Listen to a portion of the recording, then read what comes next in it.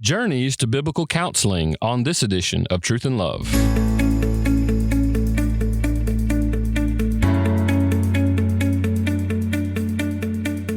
I'm Dale Johnson, and you're listening to Truth and Love, a podcast of the Association of Certified Biblical Counselors, where we seek to provide biblical solutions to the problems that people face. This week on the podcast, I'm always delighted to spend time with Dr. Heath Lambert. He became the senior pastor at First Baptist Church Jacksonville in September of 2017. Prior to serving at First Baptist, Pastor Heath served as the executive director here at ACBC and as professor at the Southern Baptist Theological Seminary. He's the author of several books, including The Biblical Counseling Movement After Adams, Finally Free, Fighting for Purity with the Power of Grace, Transforming Homosexuality, A Theology of Biblical Counseling, and The Great Love of God. He's married to Lauren, and they have 3 children, Carson, Chloe, and Connor. Heath, it's always a pleasure to have you on the podcast and just enjoy time with you, brother. Very glad to be here. I tell you when we're alone, and I tell you in front of people that I am so thankful for you and your leadership. ACBC conference this year was so encouraging. You are an exemplary leader, and I'll do whatever you want me to do. So I'm happy to be here. Well, I'm glad we have that recorded now. Commitment to do whatever. That sounds like a blank check to me. And I look forward to that. So listen, we're here to talk. So many people are encouraged by stories, always wondering, how did people that we listen to and read come into biblical counseling? Before we get into that, I want you to, for people who may not be familiar with you, Heath, tell a little bit about your story, obviously a little bit about First Baptist Church in Jacksonville, just a little bit about the man, Heath Lambert, your family, that sort of thing. Okay. Yeah. So I'm married to my wonderful wife, Lauren. We've been together for over 20 years now, just celebrated our 20th anniversary back in the summertime. And we have 3 kids. You mentioned Carson, Chloe, and Connor. So Carson is our 18-year-old. He's in college, and I don't know how that happened. I remember holding him up on my chest when he was born, and now he's driving off to college and doing all these weird things that grown-ups do. And then we've got our wonderful, precious, beautiful, perfect daughter named Chloe. She's just absolutely wonderful, maybe the funniest person I know, and just great. And then Connor, our little guy, might be the nicest person I know. I always tell them they're my 4 favorites, and I'm glad I get to live with them. I got saved when I was 14 years old. I've been walking with the Lord my entire adult life. I've been in ministry, either pastoring or executive directing or professing or something along those lines. So I'm thankful to be serving the Lord. I always tell everybody my greatest privilege after getting to live with my 4 favorites is getting to serve the incredible congregation of people at First Baptist. Yeah, amen. I know a little bit about your story, Heath, so I'm going to ask a couple of things that I think could be helpful and important for even listeners. You talked about coming to faith at the age of 14. We did a conference several years back. As a matter of fact, it was the last one that you were leading ACBC on the issue of abuse, and you told a little bit about your story. And talk a little bit about that and how that's been impactful for you as you moved into biblical counseling. Yeah. So my mom was a raging alcoholic. Actually, she was a drunk before I was ever on the scene. And then she continued to be a drunk after me and my twin brother were born. We also have 2 older brothers. One is 13 years older than we are, and another is 11 years older than we are, but he died a few years ago. So now there's just 3 of us. But yeah, she was a raging alcoholic. By the time we were born, my older brothers kind of weren't there very much because my mom and dad had divorced and they were living with her. So we were just these little kids alone with a drunk woman who was angry. She was angry at us. She was very violent. And so that really made, I don't have a lot of happy memories from childhood. I have no happy memories in childhood with my mom. I've tried. That's a real loss. You try to think, man, is there a happy memory with mom? And I can't remember one. All my memories with my mom are scary and bad and harsh. She got sober when I was a teenager, and she got saved when I was in my late 20s. And she lived. We didn't know it at the time, but she had 5 years left to live. She would get diagnosed with cancer about 4 years after that, and make it about 6 or 8 months. And she became, in those 4 years of following Christ, she became one of the sweetest people I ever met. So it's this incredible thing to have horrible, nightmarish memories about this woman who Jesus changed, and she became sweet, a wonderful mom, a wonderful grandmother, wonderful mother-in-law. But in terms of the impact on my life, honestly, I am thankful for it all. The Lord used it in part to bring me to faith in Him. And honestly, it has helped my ministry I'll never know how much. When I'm talking to people who are scared, when I'm talking to people who are overwhelmed and sad because of pain that they're experiencing from a loved one, I've never in my life had to wonder what that feels like. I've always, with those kinds of people, had sort of relational capital, because when they know, hey, this is somebody who's been through it and who understands, that has really helped. So I'm thankful that there were 2 really, really hard seasons in my life, and that was the first one. And the Lord has used it to get a lot of glory for his name and create a lot of blessings. I'm a better dad and a better husband. I remember being 9 years old and saying, I am not going to be this way. I wasn't saved, but I'm not going to have this kind of home. And so I think about it a lot. I think about it every day. I want to have love and joy and peace in my home, and not anger and volatility and division. And so it was painful and awful, but the Lord used it for good. It's amazing when we hear stories like that. The Lord promises these types of things, bringing beauty from ashes. And it's always wonderful. And I appreciate the way that you honor the Lord and give him glory. And it's made a difference in your life for sure. As you think about biblical counseling, obviously, most people see you as, the former executive director and now leading a wonderful biblical counseling ministry at First Baptist Jacksonville. You've written books on biblical counseling, but there's always a story of how we were introduced to biblical counseling, how we were exposed to it, some of the people who were very influential.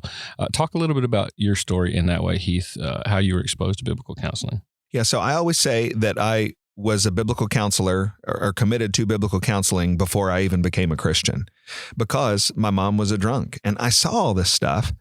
And I remember I've been to so many AA meetings. I mean, I've been to more AA meetings than a lot of drunks have been, because my mom, we didn't have childcare or anything. So my mom would be court ordered to go, and the twins would come along with her, and we, the Lord's Prayer at these things and keep coming back, and it works if you work it. I mean, I heard all this stuff. And I can remember in early conversations where my mom would be trying to express remorse over what she had done to hit us or mistreat us or whatever.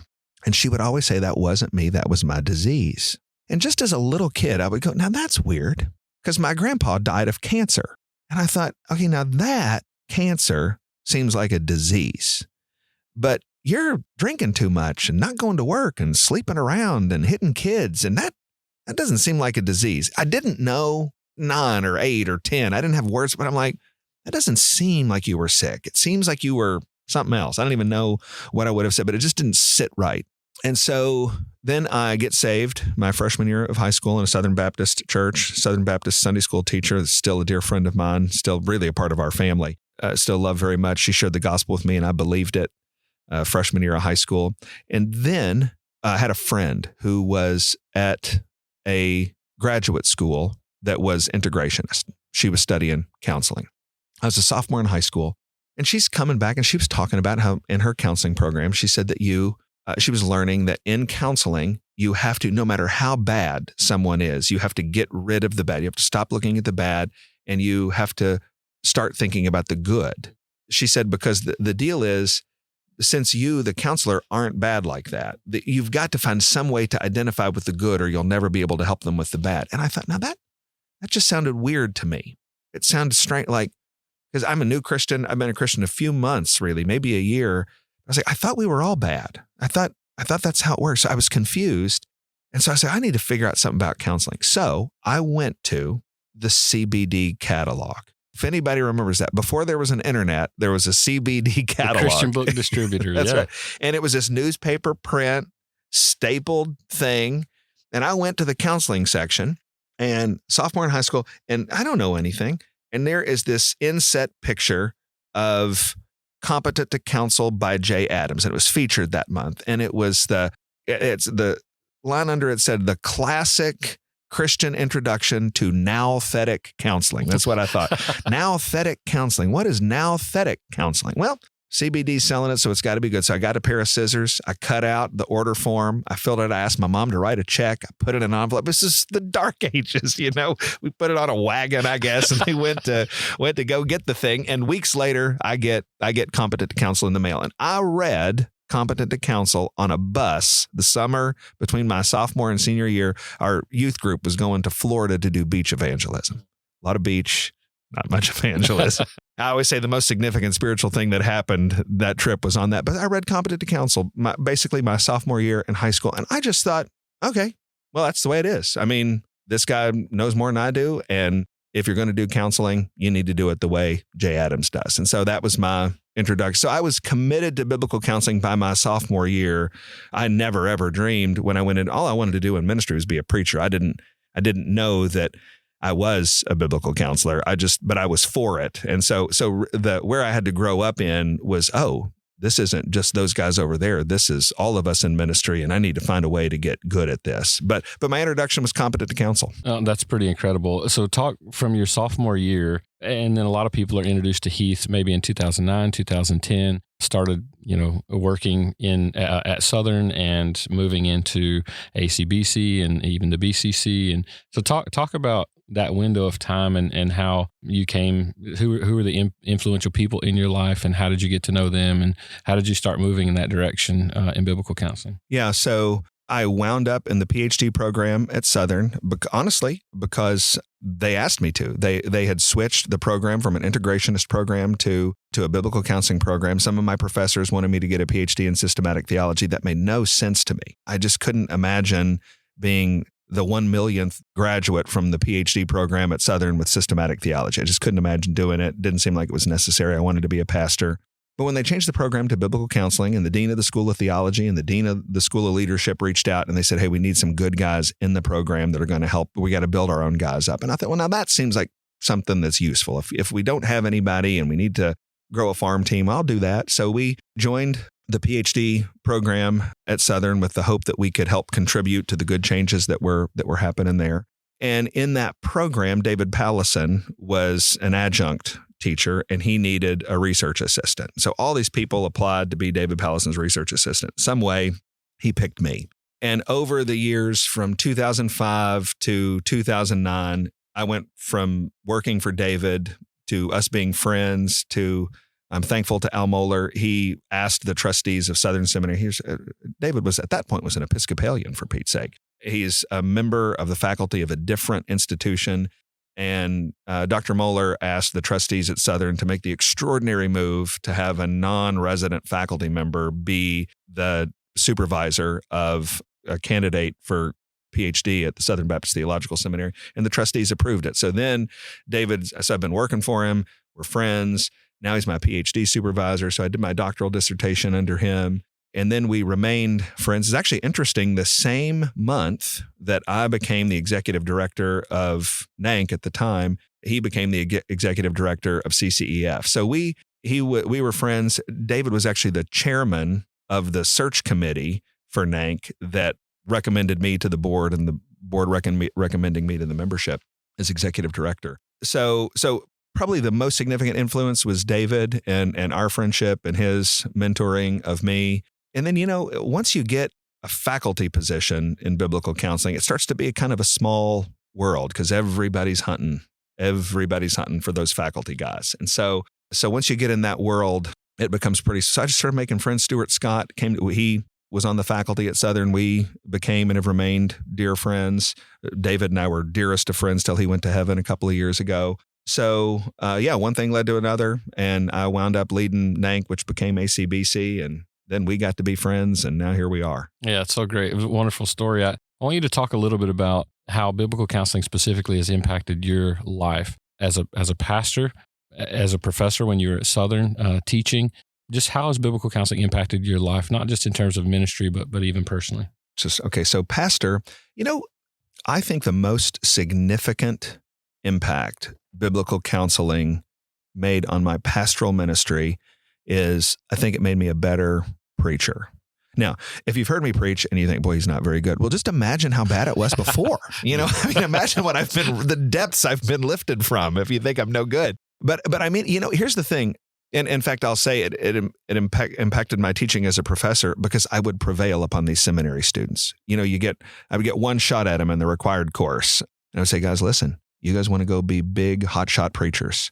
But let me tell you something. You've got to figure out how to care for your people.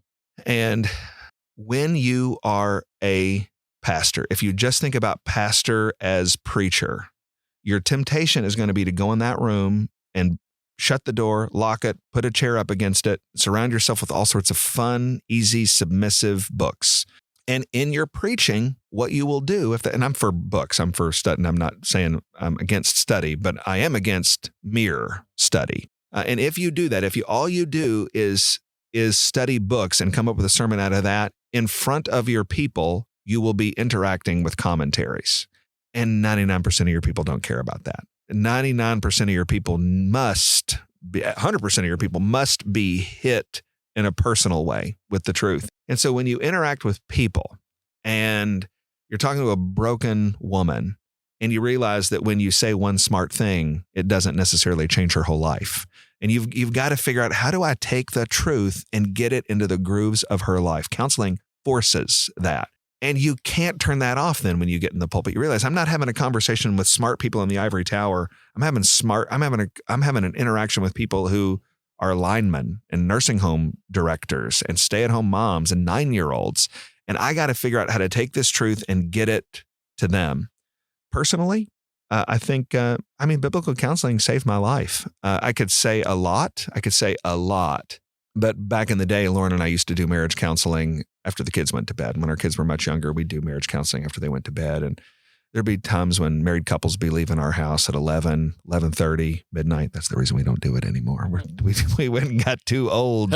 We'd be comatose on the couch if we had somebody talking about their problems at 11 in our living room. But we would, so many nights, I'm telling you, we would thank them for coming, hug them, send them out the door, shut it, and go, okay, they're in a mess. And they did not get that way overnight. Let's talk about how we need to do better right now before we get in that shape. I'm telling you, when I get to heaven, I'm going to find out that biblical counsel, I love my wife. She loves me. We love living together and doing life together. And there is a lot of joy in our home. And I'm going to get to heaven and find out that one of the main means the Lord used was just counseling people and realizing you cannot slouch. You got to stay ahead of problems. You got to encourage love at the front end and not. It was just a warning to us. We don't want bad habits to take root and get in a mess. So that's one story. I could tell a lot more, but that's something. No, that's outstanding. And I want to encourage any of you who are in ministry, pursuing ministry, you probably should pause this right now and rewind. Listen to what Heath is saying again and how important pastoral ministry is in the way in which you engage in people's lives. And don't just think about counseling as counseling. I mean, he's describing it in such a helpful way that it enhances the way that you preach and address people with the word from the pulpit. So Heath, that's a really, really helpful. I want to talk about now. You're still your first pastor of First Baptist Church at Jacksonville. You're leading a large ministry there, but you're still very involved even in the biblical counseling movement. You've recently written a book on biblical counseling and common grace. We've recently done a panel together on Can Jesus Heal Trauma, which was a delight to do. You guys can find that out on the web. And you're still involved. Talk about how biblical counseling still impacts you today and your involvement in a biblical counseling movement. Yeah, I'm glad you asked that question, because when I stepped down from ACBC back whatever year that was, so many people said, why are you leaving the movement? Why don't you care? And I was like, whoa. I am not leaving the biblical counseling movement. I'm leaving one job. And honestly, just this will give me another opportunity to do what I love to do and encourage you. Honestly, you were involved in all those conversations. You know exactly what was going on. And I did feel like I needed to focus full time on First Baptist Jacksonville. But I think one of the great tasks of a leader is to ask a really hard question and answer it, which is even harder, which is, what does this thing that I'm leading right now, what does it really need? And do I have what it takes to give that? And my answer at ACBC was, I don't have what it takes to take ACBC to the next step, and Dale Johnson does. And so it just was so clear to me that the Lord was removing me from that position and was raising you up. And I think the last several years have proven that is true with your remarkable leadership and your ability to stand there and say, you shall not pass, with some of these crazy people and what they're doing. So but I wasn't leaving and have not left biblical counseling. I love it more and am more committed than I have ever been. It's just the way that works itself out is different. And so we have a wonderful training center at First Baptist. We have 100, I think I just saw the report. We have something like 110 ongoing counseling cases right now at First Baptist, dozens and dozens of certified counselors. And I read and I pay attention and I am concerned. I think biblical counseling is ministry. I don't think it's like this adjunct addendum. I think it is ministry. And I think the only question is whether we will do it faithfully or not. And so I am committed. I'm not a leader in the movement in the same way. I want to be different. I always tell you at the beginning, you got it on tape now. Hey, I will do what you want me to do because I want to be a help in any way I can. And so I am reading, I'm paying attention. So when they say, hey, what about a forum? I want to do that. When they say, hey, you want to write this book? I want to do that. And I'm really, really excited about what's happening in biblical counseling. I'm mostly excited about what's happening at ACBC. I have concerns about some other institutions and some other ministries. And biblical counseling, there's always in every area of ministry, the greatest risk is always drift. Nobody ever wakes up and says, I've been super faithful. I've been super conservative. And today I think I'm going to jerk the wheel left. Nobody ever says that, but it's step here, it's 2 steps there. And next thing you know, you look up and that thing way, way, way over there is where you used to be. And there is something about biblical counseling that is quicker to drift than some of the other things. And so you are leading ACBC and the movement in a really, really challenging time where there is a lot of instinct to drift and a lot of instinct to go in the wrong direction. And I'm thankful for your leadership and want to be supportive and helpful in any way I can. And I'll add one other thing. He will be speaking at our 2024 annual conference, and I'm super excited about his involvement there. Heath, I want to finish with this. I have a lot of people ask me everywhere that I go, how's Heath doing? And so I want you to give an update just so that people can hear from your perspective how things are going. You've been through a lot in the last 5 years, and so many people have been praying for you. Certainly our listeners have been praying for you. So give a quick update before we finish today. Yeah. So, the problem started with spasms on my right side, couldn't control movement on my right side, couldn't keep my eyes open, couldn't talk, couldn't chew, couldn't swallow. It's a little tiny nerve the size of a mechanical pencil lead, and some blood vessels relocated, and we're resting on that and doing damage to the nerve and causing it to just be in trouble. So the surgery, neurosurgeons love to do it. They drill a hole in the back of your head and go in with tools to your brain and move the blood vessels over and pad the nerve. And 98% of the time, that is successful. You're one and done. But that first surgery got botched in my case. And so then they had to go back and fix it a second time. And then that second surgery made things even worse. And so we moved medical centers and moved physicians.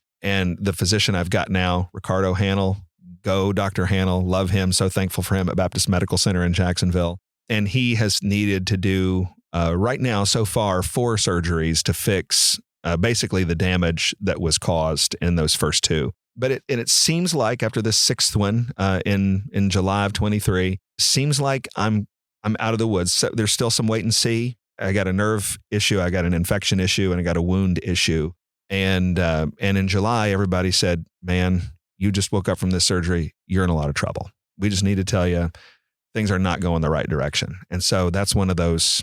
All right, Lord Jesus. The doctors say, what works for everybody else doesn't work for you. So we need you to be the great physician. And do you know the Lord Jesus has been?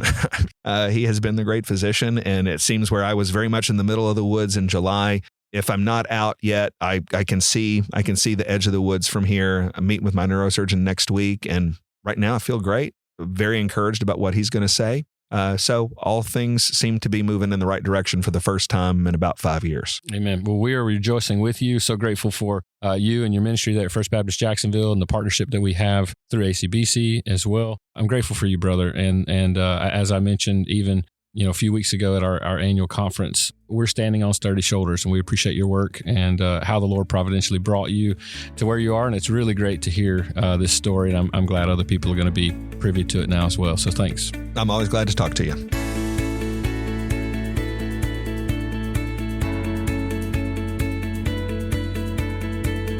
You're listening to Truth and Love, a podcast of ACBC. So grateful for my brother Heath, and it's always good to catch up with him. And man, talking with him today reminded me that he is speaking at our annual conference coming up in T-1 week. Man, that's so exciting. And hopefully you're going to be joining us in Fort Worth, Texas, October 7th through 9th for our conference this year, The Care of Christ. I'm so looking forward to our time together in the Word. And I want to remind you that there are several ways that you can still register. If you've been the ultimate procrastinator and been waiting to join us, there are a couple of ways, obviously, that you can join us. You can still join us in person. We would love for you to be there in person, even if you wait till the last minute and walk up. So you can register through the website, or you can walk up to the conference October 7th. We would love to have you there in person. But for many of you, you're spread out around the country. You don't have a way to get to Dallas-Fort Worth. You can also join us virtually. We would love to have you join us virtually. It gives you access to all the plenaries and the breakouts as well, choices that you can have to check in with us in the breakouts. And then there's a special option, a group watch option. And we have several churches around the country that you have to have 10 or more. And you can do a group watch option where you show the conference there in your venue at the church and have a group of people there together watching it. We would love to have you join us that way. So I want to remind you several different ways that you can join us. We want you to be here for this conference as we talk about our Lord Jesus, the way in which he cared for souls as the great shepherd. And we want you to be with us as we walk through encouraging and challenging each other through the word to care for each other the way Christ cares for us. So go figure out a way to register, be there with us, whether it be virtually or in person. We'd love to have you. And you can find out more information at biblicalcounseling.com.